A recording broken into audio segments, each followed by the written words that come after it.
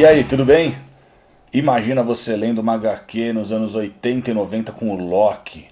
De repente você é transportado para 2021 e tá passando a série do Loki do Disney Plus. A série tem referências aos quadrinhos clássicos? Tem, né?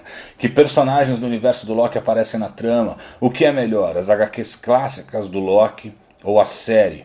Bem-vindo à HQ que eu lia e o filme que eu vi. Antes da gente começar, curte o vídeo, se inscreve no canal, clica no sino, pede para receber todas as notificações e compartilha, mostra para quem você sabe que vai curtir, que assistiu a série do Loki. Para quem está vendo pela primeira vez esse quadro, primeiro eu mostro algumas HQs importantes com algum personagem do filme que saíram no Brasil até o ano 2000. Depois eu falo dos personagens do filme como eles são nas HQs. Em seguida eu comparo a história do filme com a das HQs. E por fim eu dou minha opinião sobre que obra é mais relevante ou interessante. As HQs clássicas ou o filme, mas nesse caso é a série do Loki. Eu já mostrei algumas HQs que eu tenho com o Loki no vídeo A HQ que eu lia e o filme que eu vi, Thor. Clica aqui, ó, se você ainda não viu. Então aqui eu só vou falar de duas HQs que eu comprei depois que aquele vídeo foi pro ar, que aquele vídeo lá é de 2018. Aqui, ó, em Vingadores Antologia, é republicada a origem dos Vingadores, que se unem por conta de um plano do Loki. E finalmente foi republicado X-Men Guerras Asgardianas, saga que coloca os X-Men, Tropa Alpha e Novos Mutantes às voltas com o Deus da Trapaça.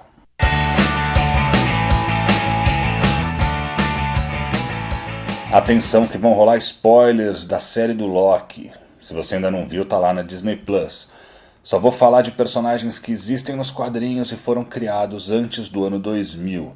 A Caçadora B-15 e a Senhorita Minutos, embora tenham um papel de destaque na trama, não existem nas HQs, assim como o Orgulhoso Loki e o Jacaré Loki, variantes do Deus da Trapaça. O Garoto Loki, outra variante, existe nas HQs, mas é um personagem pós-ano 2000. Eu já falei sobre o Loki do Tom Hiddleston no vídeo A HQ que eu lia e o filme que eu vi, Thor Ragnarok. Sobre o Loki na série. Esse Loki fugiu de uma realidade alternativa em 2012 com o Tesseract, como a gente viu em Ultimato. Ele é aprisionado e levado para a AVT, Autoridade de Variância Temporal.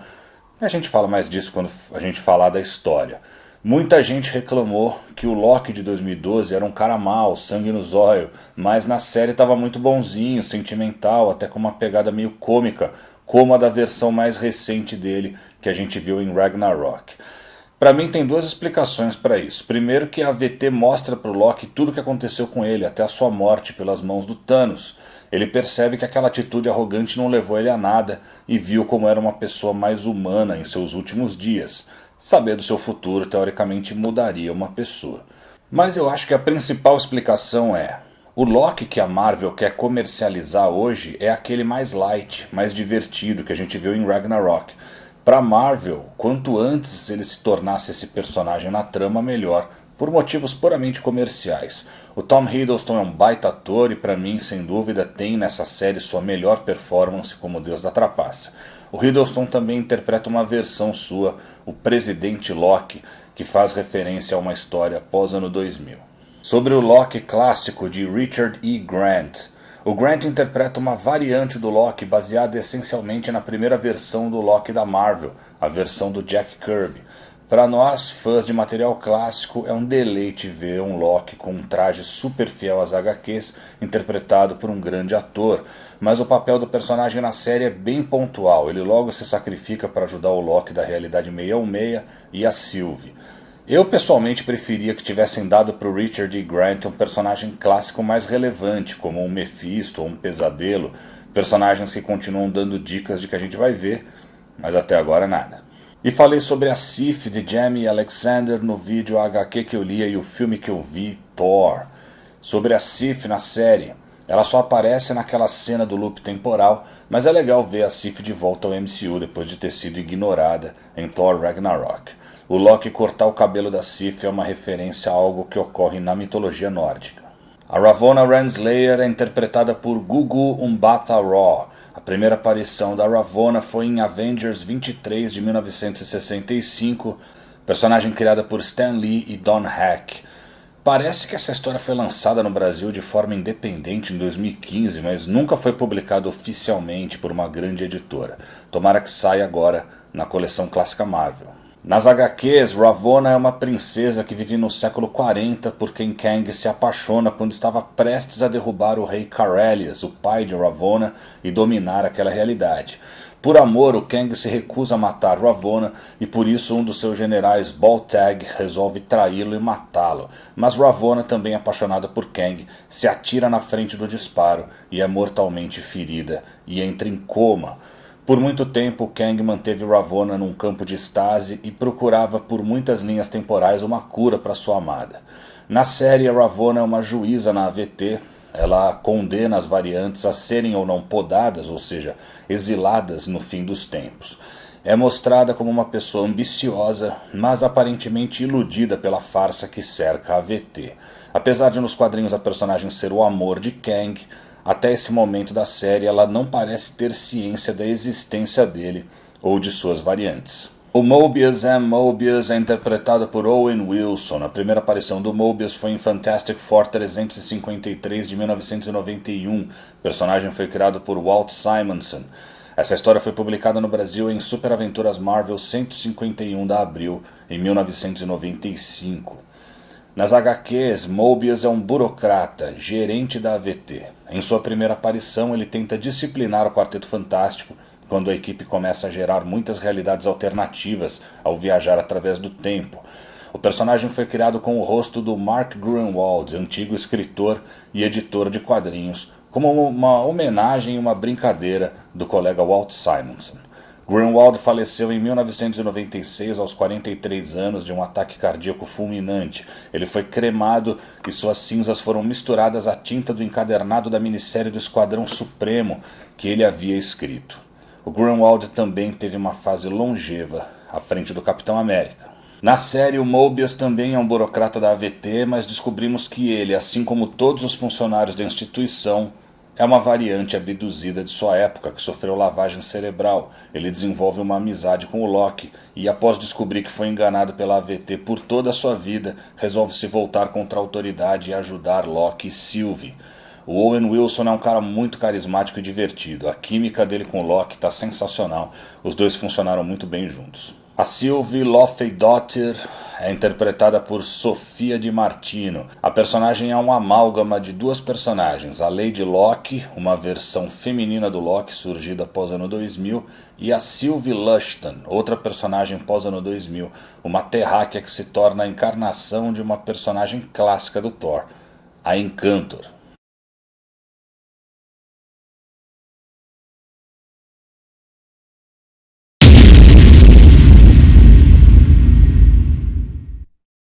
Primeira aparição da Encantor, Journey into Mystery 103 de 1964. A personagem foi criada por Stan Lee e Jack Kirby. Única vez que essa história foi publicada no Brasil, o poderoso Thor 16 da Ebal de 1969. Estamos esperando sair na coleção clássica também. Nas HQs, a Encantor é uma asgardiana chamada Amora. Ela é uma feiticeira que tem uma fixação pelo Thor e vive envolvendo o Deus do Trovão em armações para conquistar o seu amor, embora também não pense duas vezes em causar sofrimento a ele. Na série, a Sylvie é uma variante do Loki, uma versão feminina do personagem cuja realidade foi destruída pela AVT. Ela seria podada, mas foge e passa a fazer de tudo para derrubar a autoridade de variância temporal. As características da personagem que remetem a Encantor são a magia verde que usa para controlar pessoas, o nome Sylvie e os cabelos loiros, já que a Lady Locke nas HQs é morena.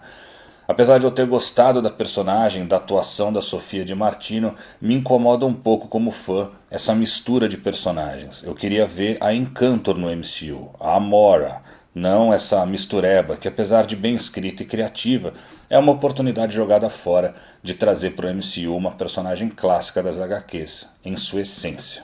Aquele que permanece é interpretado por Jonathan Majors. Existe um personagem chamado Aquele que Permanece no universo Marvel, mas esse da série do Loki é também baseado no Immortus. A primeira aparição daquele que permanece foi em Thor 245 de 1976. O personagem foi criado por Len Wein e John Buscema. Essa história está inédita no Brasil. A primeira aparição do Immortus A primeira aparição do personagem com esse nome acontece em Avengers 10 de 1964, mas depois a gente descobre que ele é uma versão do Kang, e a primeira aparição do Kang é como Ramatut em Fantastic Four 19 de 1963. O personagem foi criado por Stan Lee e Jack Kirby. Última vez que Avengers 10 foi publicada no Brasil, Biblioteca Histórica Marvel Vingadores 1 da Panini, em 2007. Mas deve sair logo logo de novo na coleção clássica Marvel. A Fantastic Four 19 foi publicada por aqui em Quarteto Fantástico 7 da Ebal em 1970. Esperamos que saia na coleção clássica também. Nas HQs, aquele que permanece é o último diretor da AVT, que vive na cidadela do fim dos tempos, a última realidade do universo. É um ancião, bem velhinho mesmo, e nos quadrinhos não é uma variante do Kang. Nas HQs, o Immortus, em suas primeiras aparições, era o Senhor do Limbo, uma realidade além do tempo, e tinha como objetivo conquistar todas as eras. Mais pra frente a gente fica sabendo que ele é outra versão de Kang, inimigo dos Vingadores que viaja através do tempo, conquistando diferentes realidades. Na série, apesar de ser identificado como aquele que permanece e viver na cidadela do fim dos tempos, o personagem que a gente vê veste trajes muito semelhantes aos do Immortus e é uma variante do Kang, também fazendo uma mescla entre os dois personagens. Assim como Kang, ele é um homem do século 31 que descobre o segredo do multiverso e viaja através do tempo conquistando várias realidades, mas outras versões dele mesmo em outras linhas temporais fazem o mesmo, o que gerou uma guerra no multiverso. Para acabar com essa guerra, aquele que permanece criou a AVT e estabeleceu que só haveria uma linha temporal, não poderia haver mais realidades alternativas. Assim foi estabelecida uma ordem temporal, mas ao mesmo tempo essa linha passou a viver sob a ditadura da AVT. Para acabar com essa ditadura, Sylvie mata aquele que permanece, o que traz de volta o multiverso e infinitas possibilidades para os próximos filmes e séries da Marvel. Foi legal ver o Majors na série, mesmo que ainda não na forma do Kang.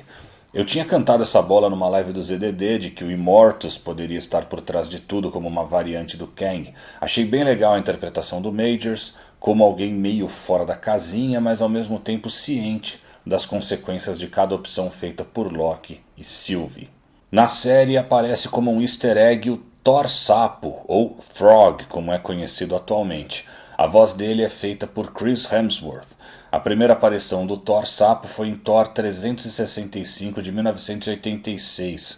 Nessa versão, o próprio Thor é transformado num sapo por Loki, e ao encontrar seu martelo se torna o Sapo do Trovão. O Thor Sapo é uma criação de Walt Simonson. A última vez que essa história foi publicada no Brasil, Marvel Edição Especial Limitada Thor 2 da Salvat em 2018. Eu tenho ela aqui, nos maiores clássicos do Thor 3 da Panini, de 2008. Mas mais recentemente surgiu um novo Thor Sapo no universo Marvel, batizado de Throg. Embora essa história seja pós-ano 2000, o sapinho que se torna o Throg é o Pocinha, é o sapo que fica amigo do Thor, enquanto ele também está transformado em sapo na fase do Simonson. A primeira aparição do Pocinha foi em Thor 364 de 1986, personagem também criado por Walt Simonson, também republicada essa história nas revistas que eu já mostrei. Na série, o Throg aparece rapidamente enterrado dentro de um vidro, tentando pegar o Mjolnir que está fora do vidro, também enterrado.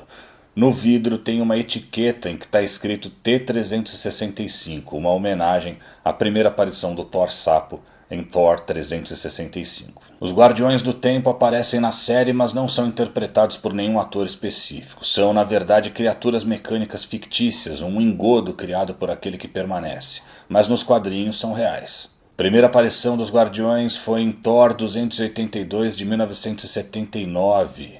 Eles foram criados por Mark Grunwald, Ralph Macchio e Keith Pollard. Essa história está inédita no Brasil. Nas HQs, aquele que permanece cria os Guardiões do Tempo, 3 criaturas chamadas Vort, Est e Zenth, para proteger as linhas temporais. Os Guardiões então recrutam Immortus para monitorar as linhas temporais. Na série, todos na AVT pensam que os Guardiões do Tempo são os senhores de todas as linhas temporais, mas então a gente vê que são robôs, apenas uma mentira criada por aquele que permanece, que também é uma espécie de Immortus.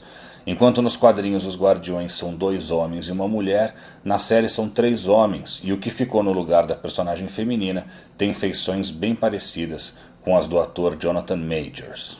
Alioth, uma criatura que aparece no filme, existe nos quadrinhos. A primeira aparição dele foi em Avengers The Terminatrix Objective 1, de 1993.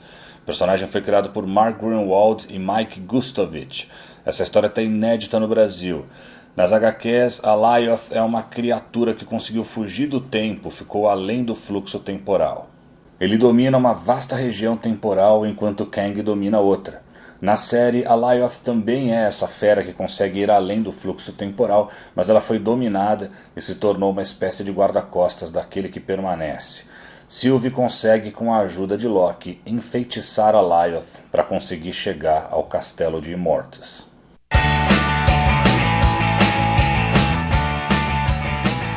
Após os eventos de Ultimato, o Loki de uma realidade alternativa, em 2012, foge com o Tesseract antes da sua realidade ser liquidada quando o Capitão América retorna as Joias do Infinito aos seus respectivos lugares do tempo. Ele se torna uma variante e é capturado pela AVT, a Autoridade de Variância Temporal. Normalmente ele seria podado, ou seja, destruído pela AVT, mas Mobius, um dos agentes da instituição, vê nesse Loki uma oportunidade para ajudá-lo a capturar Sylvie, outra variante do Loki que vinha tentando acabar com a AVT. Mas Loki vai perceber que tem muito mais por trás dos propósitos da AVT e da Sylvie do que ele poderia imaginar. Nas HQs, assim como no cinema, Loki tem o poder do transmorfismo. Os roteiristas encontraram nessa característica uma oportunidade de fazer do Loki um personagem de gênero fluido, ou seja, bissexual. Isso acontece atualmente também nas HQs, mas nas HQs clássicas ainda não tinha abertura para esse tipo de assunto. Mas Loki se apaixona na série por uma versão feminina de si mesmo, que é uma baita sacada, já que não há ninguém que Loki ame mais do que a si mesmo. Inclusive nas HQs, Loki nunca teve um grande amor, pelo menos na era clássica. Ele não dava muita importância a isso, porque estava sempre focado em seus planos de dominação de Asgard. Os eventos que criam realidades alternativas são chamados eventos Nexus. Já tínhamos visto esse termo em um comercial em WandaVision, como um teaser do que culminaria no multiverso no MCU. E a senhorita Minutos diz que deixar eventos Nexus ocorrerem pode gerar uma loucura, o que remete ao título do próximo filme do Doutor Estranho, No Multiverso da Loucura. Nesse mesmo vídeo, a senhorita Minutos diz que no passado houve uma grande revolta por conta do multiverso, e a gente vê 2 exércitos em estilo desenho animado lutando. Parece ser um exército Kree enfrentando a Tropa Nova. Sylvie carregava um chiclete vindo do futuro que parecia trazer a foto do vilão Pesadelo nele. O vilão não aparece na série, mas é um vilão clássico do Doutor Estranho, talvez a gente veja mais pra frente.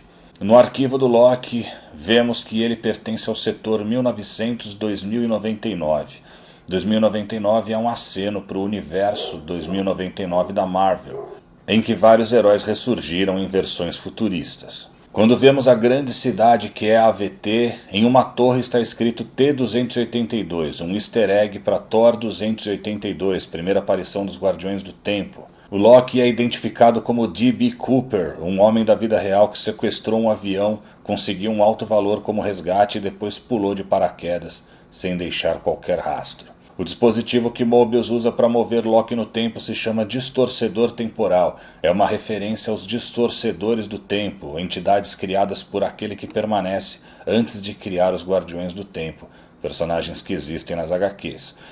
Quando Loki termina de ver a história da sua vida, aparece na fita ETH-616, referência a Earth 616, ou seja, Terra 616, a realidade principal da Marvel, ou linha sagrada, como é chamada na série. No episódio 2, o primeiro confronto do Loki com a Sylvie se dá em uma loja de departamentos chamada Roxcart, uma referência à empresa Roxxon, grande multinacional do universo Marvel envolvida em negócios escusos. A Roxxon já apareceu no MCU antes, especialmente nos filmes do Homem de Ferro. O capacete da Ravonna diz A23, ela apareceu pela primeira vez na revista Avengers 23. No episódio 3, Loki e Sylvie vão para Lamentis, um mundo que existe nas HQs, mas que só surgiu pós-ano 2000. No episódio 4 é feita a primeira menção a vampiros no MCU. Devemos ver vampiros para valer mesmo no filme do Blade. O episódio 5 se chama Journey into Mystery, homenagem à revista em que o Loki fez sua primeira aparição. Esse episódio talvez seja o que tem mais easter eggs na história do MCU. No fim dos tempos a gente vê uma torre dos Vingadores com a palavra Kang escrita. Nas HQs pós-ano 2000, a torre foi vendida por Stark para essa empresa, Kang com Q, que claro pertencia ao Kang. Vemos também no fim dos tempos um capacete gigante do Jaqueta Amarela. A gente deve descobrir que ele estava vivo e provavelmente foi parar no mundo quântico no terceiro filme do Homem-Formiga. O helicóptero do Thanos, que apareceu nos quadrinhos e até hoje é reconhecido como um dos momentos mais ridículos das HQs da Marvel. O USS Eldridge, um navio da vida real que teria ficado invisível durante um experimento nos anos 40. A placa GRNW1D no carro do Mobius, uma homenagem a Mark Grunwald. A nave do Ronan em Guardiões da Galáxia. Uma estátua da cabeça do Tribunal Vivo, a entidade cósmica da Marvel que zela pelo balanço do multiverso. E um aeroporta-aviões da SHIELD. No episódio 6, dentro da Cidadela do Fim dos Tempos, a gente vê 3 estátuas dos Guardiões do Tempo e há uma quarta que está quebrada. Isso é uma referência ao quarto Guardião do Tempo, que é um dissidente e que existe nas HQs. Vemos que o nome real da Ravonna é Rebecca Tourminet. Ela usou esse nome nas HQs quando fugiu para o passado em 1903, no final da minissérie Terminatrix Objective.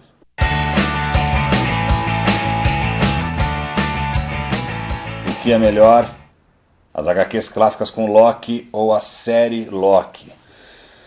Quando anunciaram a série do Loki, eu não sabia o que esperar. Eu não sabia sobre o que seria, mas quando vi que teríamos a AVT, a gente ia falar de linhas temporais, achei que poderia ser muito legal. E além de muito legal, é uma série crucial para o futuro do MCU. Não é uma série perfeita, até porque lida com temas tão fantasiosos que às vezes a gente funde a nossa cabeça tentando entender a realidade que a série tenta apresentar.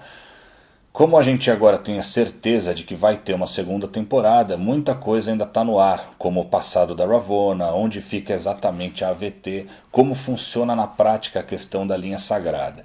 Tem gente que acha até agora que a linha sagrada já era um multiverso, enquanto para mim está claro que era uma linha do tempo só. Mas a forma como introduz o conceito do Kang, embora não ainda a versão Kang que a gente deve ver em Quantum Mania, é muito boa. Vários conceitos e personagens trazidos em décadas de história sobre as linhas temporais da Marvel foram condensados de forma inteligente e muito interessante. Outro destaque da série do Loki é a qualidade dos roteiros e os temas que estão por trás da trama do filme, como regimes ditatoriais, fascismo, livre-arbítrio, a ordem que vem do caos e a questão de gênero, que é tão subjetiva à medida que existe amor. A série, porém, tem momentos mais mornos. O terceiro episódio foi quase uma grande barriga, nada de muito relevante aconteceu. E o diálogo final com o Immortus, eu prefiro chamar de Immortus, né? Desculpa, não vou ficar chamando de aquele que permanece, ficou um pouco arrastado em alguns trechos. Mas o saldo final é extremamente positivo. As histórias clássicas do Loki, desde Lee Kirby, passando por Buscema até Walt Simonson, são obras-primas incontestáveis.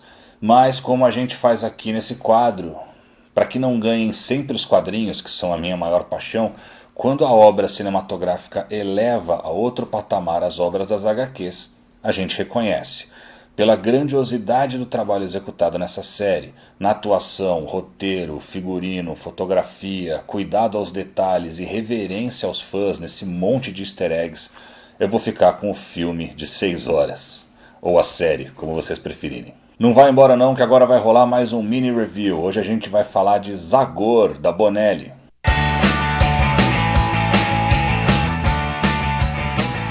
Esse mini review é um oferecimento da Mitos, que mandou pra gente essa revista aqui, ó, Zagor Origens 1, uma edição em cores com 188 páginas que traz a origem do herói, conhecido como o Espírito da Machadinha. Zagor foi criado em 1961 por Sergio Bonelli e Gallieno Ferri. Seu nome é Patrick Wilding e é um personagem que lembra em alguns aspectos o Tarzan, mas suas histórias se passam no Velho Oeste. O nome Zagor vem do termo indígena Zagor Tenai, que significaria justamente espírito da machadinha. Quando jovem, Zagor vê seus pais serem assassinados por índios Abenaki, por ordens de Solomon Kinski, um homem que queria vingança contra Mike, o pai de Patrick, por acontecimentos ocorridos durante a Guerra Civil Americana. Patrick é criado por Fitzy, um homem que vivia muito tempo na floresta e que lhe ensina a manejar a machadinha. Fitzy também é assassinado e Patrick decide assumir a identidade de Zagor para enfrentar criminosos e proteger tribos indígenas, mas acaba enfrentando também várias ameaças sobrenaturais e alienígenas. O companheiro de Zagor em suas aventuras é Chico, um mexicano gorducho e baixinho que serve como alívio cômico da série. Aqui nessa edição a gente tem o início da origem de Zagor. A história foi lançada em 2 partes, mas a Mitos só mandou a primeira pra gente. Aqui a gente vê todo o início da vida de Zagor, a perda de seus pais e sua criação em um circo itinerante sob a tutoria do Fitzy. A arte da história é muito legal, mas os artistas vão mudando a cada capítulo. A revista é impressa em papel couché, de melhor qualidade, e a trama é bem envolvente. É uma leitura bem fácil e divertida. Se você quer começar a saber mais sobre esse personagem antológico da editora Bonelli, não tem lugar melhor. Essa origem recontada vai te dar um panorama completo sobre a trajetória do Zagor, um herói que já tem uma longa história de publicação aqui no Brasil. Hoje você encontra Zagor nas bancas nas revistas Zagor Classic, Zagor Especial e Zagor Nova Série, todas da Mitos. Zagor Origem está à venda na Amazon, vou deixar o link aqui na descrição. Até o próximo mini review. Valeu por ter assistido. Algumas HQs que eu mencionei nesse vídeo estão à venda na Amazon. Eu deixei os links na descrição. Compra pelo meu link que você ajuda o canal. Toda sexta às 8 horas da noite tem live do Zona de Distorção. Eu, o André e o Moisés ao vivo no canal Nerd Fusão. Não perde. Por hoje é só. Nas próximas semanas, semana que vem, a estreia de Formações Rivais. Em que edições das suas revistas os heróis enfrentaram pela primeira vez seus principais vilões? E como foi essas histórias, esses encontros? Na estreia, o Superman. Depois, assistindo a HQ Quarteto Fantástico, parte 2. Tudo o que você precisa saber. Vamos ver aí qual vai ser o hype da semana para a gente falar no tudo que você precisa saber.